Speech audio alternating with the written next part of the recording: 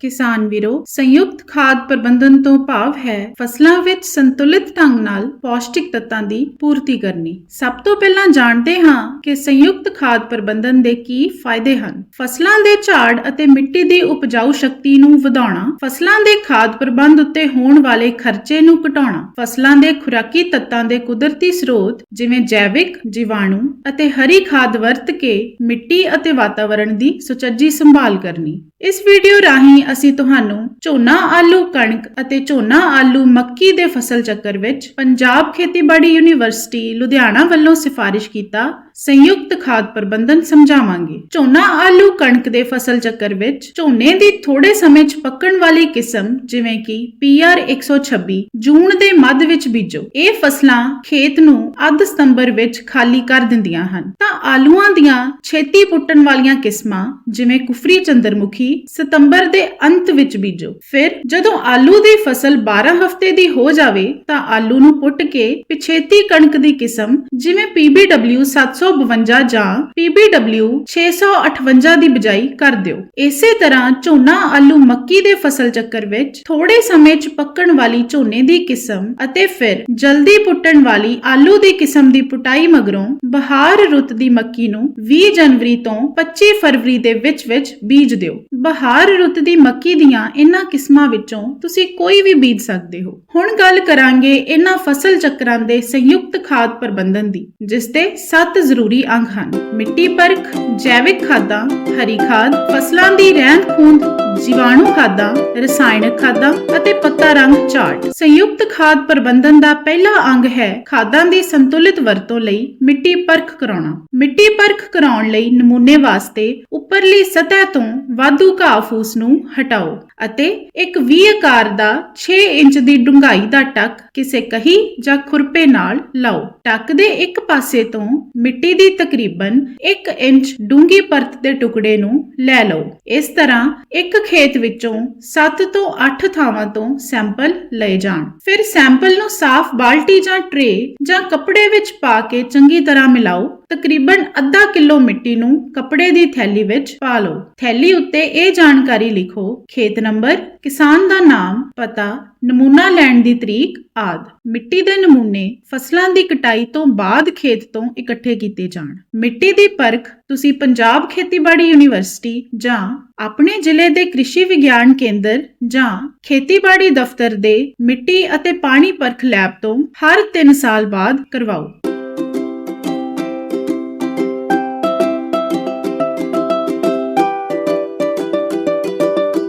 ਜੈਵਿਕ ਖਾਦਾਂ ਦੀ ਵਰਤੋਂ ਸੰਤੁਲਿਤ ਖਾਦ ਪ੍ਰਬੰਧਨ ਦਾ ਦੂਜਾ ਅੰਗ ਹੈ। ਪ੍ਰਤੀ ਏਕੜ ਝੋਨੇ ਵਿੱਚ 6 ਟਨ ਰੂੜੀ ਜਾਂ ਪ੍ਰੈਸ ਮੱਡ, 35 ਕਿਲੋ ਅਤੇ 55 ਕਿਲੋ ਯੂਰੀਆ ਤਰਤੀਬਵਾਰ ਬਚਾਉਂਦੀ ਹੈ। ਜੇ 6 ਟਨ ਪ੍ਰੈਸ ਮੱਡ ਝੋਨੇ ਵਿੱਚ ਵਰਤੀ ਹੈ ਅਤੇ ਤੁਰੰਤ ਬਾਅਦ ਕਣਕ ਦੀ ਫਸਲ ਬੀਜੀ ਹੈ ਤਾਂ ਉਸ ਵਿੱਚ ਕੇਵਲ 75 ਕਿਲੋ ਯੂਰੀਆ 2 ਹਿੱਸਿਆਂ ਵਿੱਚ ਵੰਡ ਕੇ ਪਾਓ ਅਤੇ 75 ਕਿਲੋ SSP ਜਾਂ 28 ਕਿਲੋ DAP ਪ੍ਰਤੀ ਏਕੜ ਕਣਕ ਵਿੱਚ ਡਰਿਲ ਕਰ ਦਿਓ। 2.5 ਟਨ ਪੋਲਟਰੀ ਰੂੜੀ ਜਾਂ 2.4 ਟਨ ਸੁੱਕੀ ਗੋਬਰ ਗੈਸ ਸਲਰੀ ਤਰਤੀਬਵਾਰ 55 ਕਿਲੋ ਅਤੇ 35 ਕਿਲੋ ਯੂਰੀਆ ਪ੍ਰਤੀ ਏਕੜ ਬਚਾਉਂਦੀ ਹੈ। ਤਾਂ ਜੇ ਇਹਨਾਂ ਵਿੱਚੋਂ ਕੋਈ ਖਾਦ ਝੋਨੇ ਵਿੱਚ ਵਰਤੀ ਹੈ ਅਤੇ ਤੁਰੰਤ ਬਾਅਦ ਕਣਕ ਦੀ ਫਸਲ ਬੀਜੀ ਹੈ ਤਾਂ ਉਸ ਵਿੱਚ ਨਾਈਟ੍ਰੋਜਨ ਅਤੇ ਫਾਸਫੋਰਸ ਵਾਲੀ ਖਾਦ ਨੂੰ ਤਰਤੀਬਵਾਰ 25% ਅਤੇ 50% ਮਾਤਰਾ ਨਾਲ ਘਟਾ ਦਿਓ। ਭਾਵ ਕੇਵਲ 80 ਕਿਲੋ ਯੂਰੀਆ ਅਤੇ 75 ਕਿਲੋ SSP ਜਾਂ 28 ਕਿਲੋ DAP ਪ੍ਰਤੀ ਏਕੜ ਕਣਕ ਲਈ ਵਰਤੋ। ਇਸੇ ਤਰ੍ਹਾਂ 4 ਟਨ ਪ੍ਰਤੀ ਏਕੜ ਝੋਨੇ ਦੀ ਫੱਕ ਦੀ ਸਵਾਹ ਜਾਂ ਗੰਨੇ ਦੀ ਗੁੱਦੀ ਦੀ ਸਵਾਹ ਕਣਕ ਦੀ ਫਸਲ ਵਿੱਚ ਆਖਰੀ ਵਹਾਈ ਤੋਂ ਪਹਿਲਾਂ ਵਰਤੋ ਅਤੇ ਫਾਸਫੋਰਸ ਵਾਲੀ ਖਾਦ ਦੀ ਅੱਧੀ ਮਾਤਰਾ ਘਟਾ ਦਿਓ। ਭਾਵ ਕੇਵਲ 75 ਕਿਲੋ SSP ਜਾਂ 28 ਕਿਲੋ DAP ਪ੍ਰਤੀ ਏਕੜ ਕਣਕ ਲਈ ਵਰਤੋ। 2 ਟਨ ਪ੍ਰਤੀ ਏਕੜ ਪਰਾਲੀ ਝਾਰ ਕਣਕ ਅਤੇ ਝੋਨੇ ਦੀ ਫਸਲ ਵਿੱਚ 35 ਕਿਲੋ ਯੂਰੀਆ ਬਚਾਉਂਦੀ ਹੈ। ਜੇਕਰ ਆਲੂ ਦੀ ਫਸਲ ਨੂੰ 20 ਟਨ ਪ੍ਰਤੀ ਏਕੜ ਰੂੜੀ ਪਾਈ ਹੈ, ਅਗਲੀ ਕਣਕ ਜਾਂ ਮੱਕੀ ਦੀ ਫਸਲ ਨੂੰ ਫਾਸਫੋਰਸ ਦੀ ਕੋਈ ਵੀ ਖਾਦ ਪਾਉਣ ਦੀ ਲੋੜ ਨਹੀਂ ਅਤੇ ਕਣਕ ਵਿੱਚ ਤਾਂ ਨਾਈਟ੍ਰੋਜਨ ਵੀ ਸਿਫਾਰਿਸ਼ ਨਾਲੋਂ ਅੱਧੀ ਮਾਤਰਾ ਵਿੱਚ ਹੀ ਵਰਤੋ। ਭਾਵ ਕੇਵਲ 55 ਕਿਲੋ ਯੂਰੀਆ। ਦੂਜੇ ਪਾਸੇ ਬਸੰਤ ਰੁੱਤ ਦੀ ਮੱਕੀ ਵਿੱਚ 6 ਟਨ ਪ੍ਰਤੀ ਏਕੜ ਰੂੜੀ ਬੇਸਲ ਡੋਜ਼ ਵਜੋਂ ਸਿਫਾਰਿਸ਼ ਕੀਤੇ ਵੱਡੇ ਅਤੇ ਛੋਟੇ ਤੱਤਾਂ ਦੀ ਲੋੜ ਨੂੰ ਖਤਮ ਕਰ ਦਿੰਦੀ ਹੈ।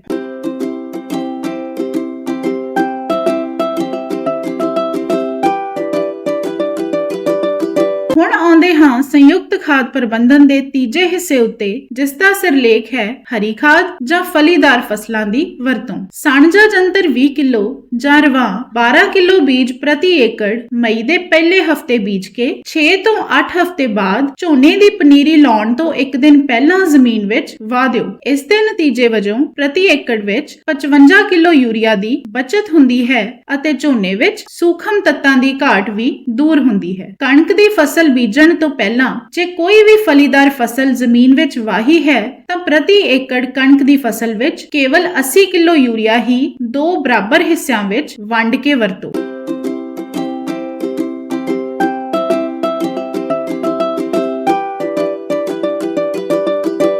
ਹੁਣ ਵਧਦੇ ਹਾਂ ਸੰਯੁਕਤ ਖਾਦ ਪ੍ਰਬੰਧਨ ਦੇ ਚੌਥੇ ਹਿੱਸੇ ਵੱਲ, ਜੋ ਹੈ ਫਸਲਾਂ ਦੀ ਰਹਿੰਦ ਖੂੰਹਦ ਨੂੰ ਜ਼ਮੀਨ 'ਚ ਮਿਲਾਉਣਾ। ਆਲੂ ਦੀ ਫਸਲ ਵਿੱਚ 25 ਕੁਇੰਟਲ ਪ੍ਰਤੀ ਏਕੜ ਝੋਨੇ ਦੀ ਪਰਾਲੀ ਵਿਛਾਉਣ ਤੇ 18 ਕਿਲੋ ਨਾਈਟ੍ਰੋਜਨ ਘੱਟ ਵਰਤਣੀ ਚਾਹੀਦੀ ਹੈ, ਭਾਵ 147 ਕਿਲੋ ਯੂਰੀਆ ਪ੍ਰਤੀ ਏਕੜ ਵਰਤੋ। ਪਰਾਲੀ ਨੂੰ ਸਾੜਨ ਨਾਲ ਹਵਾ ਵਿੱਚ carbon dioxide, carbon monoxide, methane, nitric oxide ਵਰਗੀਆਂ ਬੇਹੱਦ ਹਾਨੀਕਾਰਕ ਗੈਸਾਂ ਸ਼ਾਮਿਲ ਹੁੰਦੀਆਂ ਹਨ, ਜਿਸ ਦੇ ਸਿੱਟੇ ਵਜੋਂ ਵਾਤਾਵਰਣ, ਪਸ਼ੂ ਪੰਛੀਆਂ ਅਤੇ ਕਿਸਾਨਾਂ ਦੀ ਸਿਹਤ ਵਿੱਚ ਨਿਗਾਰ ਆਉਂਦਾ ਹੈ। ਹੋਰ ਤਾਂ ਹੋਰ 1 ਟਨ ਝੋਨੇ ਦੀ ਪਰਾਲੀ ਨੂੰ ਸਾੜਨ ਨਾਲ 400 ਕਿਲੋ ਜੈਵਿਕ carbon, 5.5 kilo nitrogen, 2.3 kilo phosphorus, 25 kilo potash ਅਤੇ 1.2 ਕਿਲੋ ਸਲਫਰ ਦਾ ਨੁਕਸਾਨ ਹੋ ਜਾਂਦਾ ਹੈ।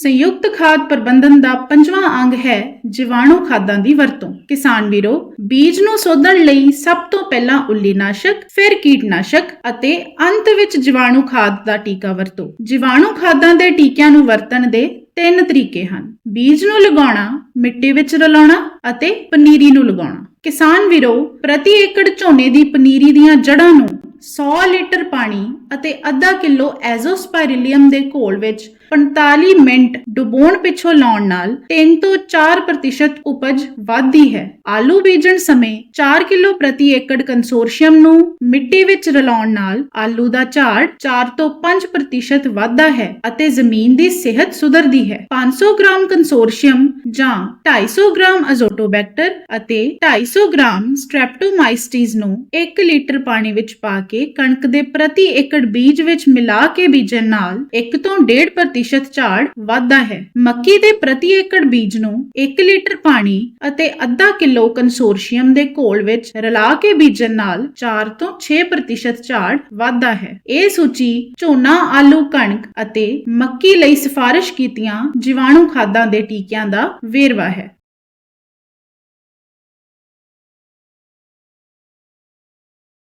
ਜੀਵਾਣੂ ਖਾਦਾਂ ਤੁਹਾਨੂੰ ਪੰਜਾਬ ਖੇਤੀਬਾੜੀ ਯੂਨੀਵਰਸਿਟੀ ਦੇ ਗੇਟ ਨੰਬਰ 1 ਦੀ ਬੀਜਾਂ ਦੀ ਦੁਕਾਨ ਤੋਂ ਜਾਂ ਮਾਈਕਰੋਬਾਇਓਲੋਜੀ ਵਿਭਾਗ ਤੋਂ ਜਾਂ ਤੁਹਾਡੇ ਜ਼ਿਲ੍ਹੇ ਦੇ ਕ੍ਰਿਸ਼ੀ ਵਿਗਿਆਨ ਕੇਂਦਰ ਜਾਂ ਫਾਰਮ ਸਲਾਹਕਾਰ ਸੇਵਾ ਕੇਂਦਰ ਤੋਂ ਮਿਲ ਜਾਣਗੀਆਂ।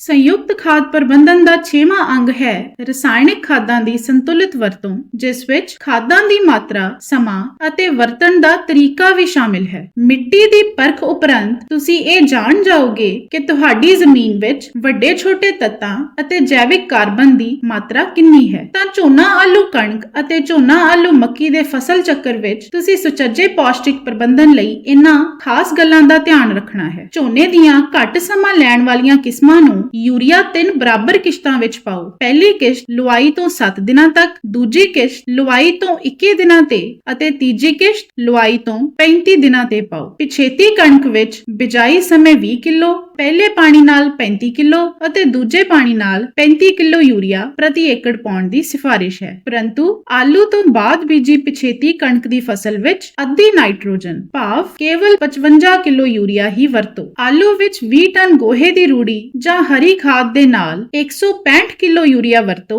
ਜਿਸ ਦਾ ਅੱਧਾ ਹਿੱਸਾ ਬਿਜਾਈ ਵੇਲੇ ਅਤੇ ਬਾਕੀ ਅੱਧਾ ਮਿੱਟੀ ਚਾੜਨ ਸਮੇਂ ਭਾਵ ਬਿਜਾਈ ਤੋਂ 25 ਤੋਂ 30 ਦਿਨ ਬਾਅਦ ਪਾ ਦਿਓ। ਮੱਕੀ ਵਿੱਚ 110 ਕਿਲੋ ਕਿਲੋ ਯੂਰੀਆ ਪ੍ਰਤੀ ਏਕੜ ਵਰਤੋ, ਜਿਸ ਦਾ ਤੀਜਾ ਹਿੱਸਾ ਬਿਜਾਈ ਵੇਲੇ ਪੋਰ ਦਿਓ। ਬਾਕੀ ਰਹਿੰਦਾ ਯੂਰੀਆ 2 ਬਰਾਬਰ ਹਿੱਸਿਆਂ ਵਿੱਚ ਪਾਓ। ਇੱਕ ਹਿੱਸਾ ਉਸ ਵੇਲੇ ਪਾਓ ਜਦ ਫਸਲ ਗੋਡੇ-ਗੋਡੇ ਹੋ ਜਾਵੇ ਅਤੇ ਦੂਸਰਾ ਹਿੱਸਾ ਬੂਰ ਪੈਣ ਤੋਂ ਪਹਿਲਾਂ ਪਾ ਦਿਓ। ਕਿਸਾਨ ਵੀਰੋ, ਇੱਕ ਫਸਲ ਆਪਣੇ ਜੀਵਨ ਕਾਲ ਦੌਰਾਨ ਮਿੱਟੀ ਵਿਚਲਾ ਸਾਰਾ ਫਾਸਫੋਰਸ ਨਹੀਂ ਲੈ ਪਾਉਂਦੀ, ਜੋ ਕਾਫੀ ਮਿਕਦਾਰ ਨਾਲ ਜ਼ਮੀਨ ਵਿੱਚ ਹੀ ਪਿਆ ਰਹਿੰਦਾ ਹੈ। ਮਿੱਟੀ ਵਿੱਚ ਵਧਿਆ ਪਿਆ ਇਹ ਫਾਸਫੋਰਸ ਜ਼ਿੰਕ ਨੂੰ ਫਸਲ ਤੱਕ ਪਹੁੰਚਣ ਤੋਂ ਰੋਕ ਲੈਂਦਾ ਹੈ, ਜਿਸ ਦੇ ਨਤੀਜੇ ਵਜੋਂ ਫਸਲ ਵਿੱਚ ਜ਼ਿੰਕ ਦੀ ਘਾਟ ਵੇਖਣ ਨੂੰ ਮਿਲਦੀ ਹੈ। ਤਾਂ ਝੋਨਾ, ਆਲੂ, ਕਣਕ ਦੇ ਫਸਲ ਚੱਕਰ ਵਿੱਚ ਆਲੂ ਦੀ ਫਸਲ ਨੂੰ 25 ਕਿਲੋ ਫਾਸਫੋਰਸ ਭਾਵ 155 ਕਿਲੋ SSP ਬਿਜਾਈ ਸਮੇਂ ਪਾਉਣਾ ਹੈ, ਜਦਕਿ ਕਣਕ ਅਤੇ ਝੋਨੇ ਨੂੰ ਫਾਸਫੋਰਸ ਤੱਤ ਪਾਉਣ ਦੀ ਲੋੜ ਨਹੀਂ। ਇਸੇ ਤਰ੍ਹਾਂ ਝੋਨਾ, ਆਲੂ, ਮੱਕੀ ਦੇ ਫਸਲ ਚੱਕਰ ਵਿੱਚ ਵੀ ਫਾਸਫੋਰਸ ਵਾਲੀ ਖਾਦ ਕੇਵਲ ਆਲੂ ਨੂੰ ਪਵੇਗੀ, ਬਹਾਰ ਰੁੱਤ ਦੀ ਮੱਕੀ ਅਤੇ ਝੋਨੇ ਨੂੰ ਨਹੀਂ। ਅਜਿਹਾ ਹੋਣ ਦੀ ਸੰਭਾਵਨਾ ਬਹੁਤ ਘੱਟ ਹੈ ਕਿ ਆਲੂ ਨੂੰ 25 ਕਿਲੋ ਫਾਸਫੋਰਸ ਪਾਉਣ ਦੇ ਬਾਵਜੂਦ ਅਗਲੀ ਕਣਕ ਜਾਂ ਮੱਕੀ ਦੀ ਫਸਲ ਵਿੱਚ ਫਾਸਫੋਰਸ ਦੀ ਘਾਟ ਦੇਖਣ ਨੂੰ ਮਿਲੇ। ਪਰੰਤੂ ਜੇ ਅਜਿਹਾ ਹੁੰਦਾ ਹੈ ਤਾਂ ਬਹਾਰ ਰੁੱਤ ਦੀ ਮੱਕੀ ਦੀ PMH 7 ਕਿਸਮ ਲਈ 12 ਕਿਲੋ ਫਾਸਫੋਰਸ ਅਤੇ ਬਹਾਰ ਰੁੱਤ ਦੀ ਮੱਕੀ ਦੀਆਂ ਬਾਕੀ ਸਭ ਕਿਸਮਾਂ ਲਈ 24 ਕਿਲੋ ਪ੍ਰਤੀ ਏਕੜ ਫਾਸਫੋਰਸ ਦੀ ਸਿਫਾਰਿਸ਼ ਹੈ। ਕਣਕ ਲਈ 25 ਕਿਲੋ ਪ੍ਰਤੀ ਏਕੜ ਫਾਸਫੋਰਸ ਦੀ ਸਿਫਾਰਿਸ਼ ਹੈ।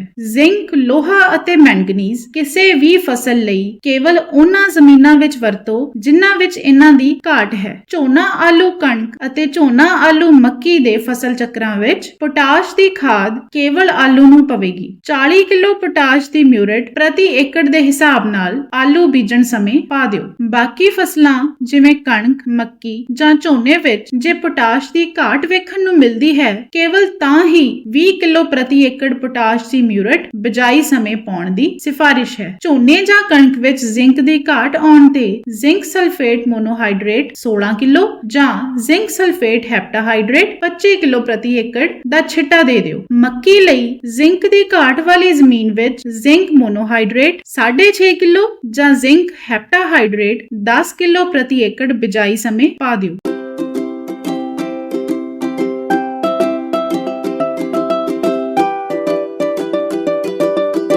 ਮਿੱਟੀ ਪਰਖ ਰਿਪੋਰਟ ਅਨੁਸਾਰ ਜੇ ਜ਼ਮੀਨ ਵਿੱਚ ਜੀਵਕ ਕਾਰਬਨ ਘੱਟ ਹੈ ਤਾਂ ਯੂਰੀਆ ਨੂੰ ਸਿਫਾਰਿਸ਼ ਨਾਲੋਂ 25% ਵਧਾ ਦਿਓ ਅਤੇ ਜੇ ਜੀਵਕ ਕਾਰਬਨ ਜ਼ਿਆਦਾ ਹੈ ਤਾਂ ਯੂਰੀਆ ਸਿਫਾਰਿਸ਼ ਨਾਲੋਂ 25 ਕਿਲੋ ਘਟਾ ਦਿਓ। ਜ਼ਮੀਨ ਵਿਚਲੀ ਫਾਸਫੋਰਸ ਤੋਂ ਇਲਾਵਾ ਜੀਵਕ ਕਾਰਬਨ ਵੀ ਫਾਸਫੋਰਸ ਵਾਲੀ ਖਾਦ ਦੀ ਮਿਕਦਾਰ ਨੂੰ ਨਿਰਧਾਰਿਤ ਕਰਦੀ ਹੈ। ਦਰਮਿਆਨੀ ਜੀਵਕ ਕਾਰਬਨ ਵਾਲੀ ਜ਼ਮੀਨ ਵਿੱਚ ਹਰ ਫਸਲ ਲਈ ਸਿਫਾਰਿਸ਼ ਅਨੁਸਾਰ ਫਾਸਫੋਰਸ ਵਰਤੋ, ਪਰੰਤੂ ਜੇ ਜ਼ਮੀਨ ਵਿੱਚ ਜੀਵਕ ਕਾਰਬਨ ਦਰਮਿਆਨੀ ਜਾਂ ਜ਼ਿਆਦਾ ਹੈ ਅਤੇ ਫਾਸਫੋਰਸ ਬਹੁਤ ਜ਼ਿਆਦਾ ਹੈ ਜਾਂ ਜੀਵਕ ਕਾਰਬਨ ਅਤੇ ਫਾਸਫੋਰਸ ਦੋਨਾਂ ਦੀ ਮਾਤਰਾ ਜ਼ਿਆਦਾ ਹੈ ਤਾਂ ਫਾਸਫੋਰਸ ਦੀ ਰਸਾਇਣਿਕ ਖਾਦ ਦੀ ਲੋੜ ਨਹੀਂ। ਰਹੀ ਗੱਲ ਦੋਵਾਂ ਦੇ ਦਰਮਿਆਨੀ ਮਾਤਰਾ ਵਿੱਚ ਹੋਣ ਦੀ ਤਾਂ ਅਸੀਂ ਫਾਸਫੋਰਸ ਖਾਦ ਦੀ ਮਿਕਦਾਰ 25% ਘੱਟ ਕਰ ਦਿਆਂਗੇ। ਜੇ ਜੀਵਕ ਕਾਰਬਨ ਜ਼ਿਆਦਾ ਅਤੇ ਫਾਸਫੋਰਸ ਦਰਮਿਆਨੀ ਹੈ ਜਾਂ ਜੀਵਕ ਕਾਰਬਨ ਦਰਮਿਆਨੀ ਅਤੇ ਫਾਸਫੋਰਸ ਜ਼ਿਆਦਾ ਹੈ ਤਾਂ ਫਾਸਫੋਰਸ ਸਿਫਾਰਿਸ਼ ਨਾਲੋਂ ਅੱਧੀ ਮਾਤਰਾ ਵਿੱਚ ਹੀ ਵਰਤਾਂਗੇ।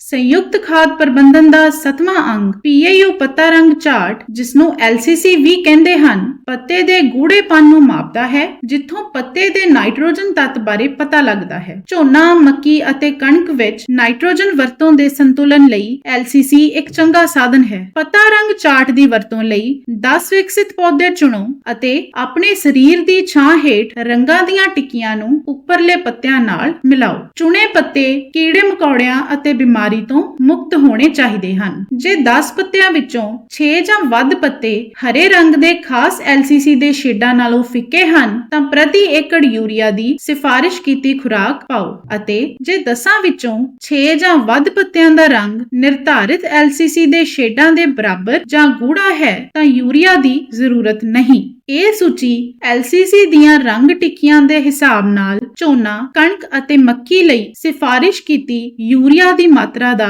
ਵੇਰਵਾ ਦੇ ਰਹੀ ਹੈ। ਪੱਤਾ ਰੰਗ ਚਾਰਟ ਤੁਸੀਂ ਪੰਜਾਬ ਖੇਤੀਬਾੜੀ ਯੂਨੀਵਰਸਿਟੀ ਲੁਧਿਆਣਾ ਦੇ ਗੇਟ ਨੰਬਰ 1 ਦੀ ਕਿਤਾਬਾਂ ਵਾਲੀ ਦੁਕਾਨ ਤੋਂ ਜਾਂ ਆਪਣੇ ਜ਼ਿਲ੍ਹੇ ਦੇ ਕ੍ਰਿਸ਼ੀ ਵਿਗਿਆਨ ਕੇਂਦਰ ਜਾਂ ਕਿਸਾਨ ਭਲਾਈ ਕੇਂਦਰ ਤੋਂ ਲੈ ਸਕਦੇ ਹੋ। ਤਾਂ ਅਖੀਰ ਵਿੱਚ ਅਸੀਂ ਆਸ ਕਰਦੇ ਹਾਂ ਕਿ ਇਸ ਵੀਡੀਓ ਰਾਹੀਂ ਤੁਸੀਂ ਝੋਨਾ, ਆਲੂ, ਕਣਕ ਅਤੇ ਝੋਨਾ, ਆਲੂ ਮੱਕੀ ਦੇ ਫਸਲ ਚੱਕਰਾਂ ਵਿੱਚ ਸੰਯੁਕਤ ਖਾਦ ਪ੍ਰਬੰਧਨ ਦੀ ਵਰਤੋਂ ਦੇ ਸਾਰੇ ਪੱਖ ਬਾਖੂਬੀ ਜਾਣ ਗਏ ਹੋ। ਧੰਨਵਾਦ।